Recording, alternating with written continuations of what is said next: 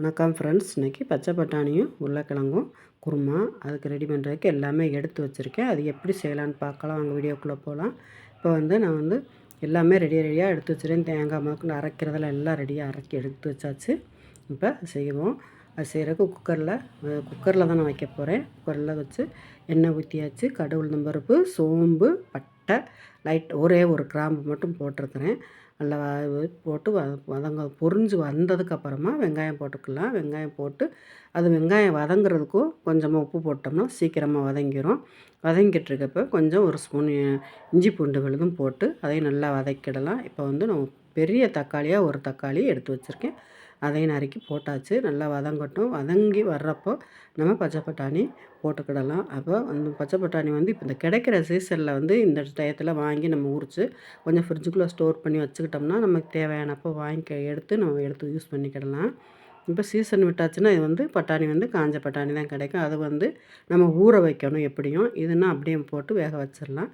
இப்போ தக்காளி எல்லாம் வதங்கிருச்சு. இப்போ பட்டாணி போட்டுக்கிடலாம். பட்டாணி போட்டு நல்லா வதங்கினதும் உருளைக்கிழங்கு நறுக்கி வச்சுருக்கேன். நான் அது கவுரி தண்ணியில் போட்டு வச்சாச்சு. இப்போ அதை போட்டுக்கிடலாம். எல்லாம் வதங்கி நல்லா பொண்ணு போல் வந்ததுக்கப்புறமா அதுக்கு தேவையான மசாலெல்லாம் போட்டுக்கிடலாம்.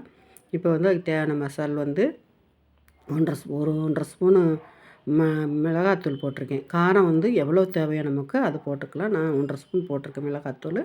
1 ஸ்பூன் மல்லித்தூள், 1 ஸ்பூன் சீரகத்தூள் போட்டிருக்கேன். கொஞ்சமாக மஞ்சத்தூள் போட்டாச்சு. எல்லாம் போட்டு நல்லா வதங்கி வரவும் நல்லா வதக்கிட்டு தான் அதுக்கப்புறமா தான் நம்ம அரைச்சி வச்சுருக்கிறது ஊற்றணும். அது தேங்காயோட 2 முந்திரி பருப்பு போட்டிருக்கிறேன். முந்திரி பருப்பு போட்டு கொஞ்சமாக சீரகம் போட்டு அரைச்சி வச்சுருக்கேன். அரைச்சி வச்சா நல்லா வாசனையாக இருக்குங்கிறனால அது கொழன்னு குழுப்பாக இருக்கிறதுக்காக தான் முந்திரி பருப்பு போட்டிருக்கேன். எல்லாம் போட்டு அதுவும் அரைச்சி வச்சாச்சு. இப்போ எல்லாம் மசாலாலாம் ஒன்று போல் நல்லா வதங்கி வந்ததும் இப்போ நம்ம அரைச்சி வச்சுருக்க தேங்காயும் அதோட ஊற்றிக்கலாம். ஊற்றி நல்லா குக்கர் போட்டு மூடி போட்டு வச்சிட்டோம்னா ஒரு 2 விசில் வச்சோம்னா கொஞ்சம் உருளைக்கிழங்கு கொஞ்சம் அப்படியே இருக்கும்.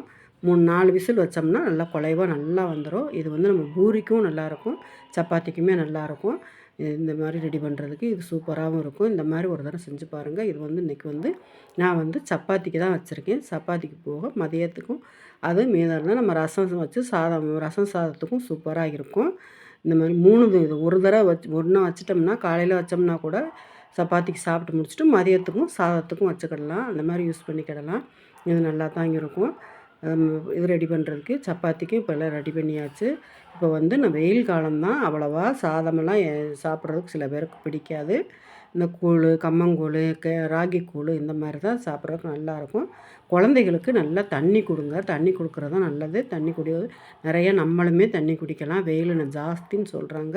இந்த வெயிலை இது பண்ணுறதுக்கு நம்ம ஓரளவு தண்ணியவே நிறைய குடிக்கிறது நல்லது.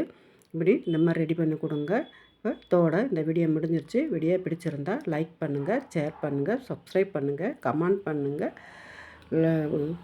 பாய்.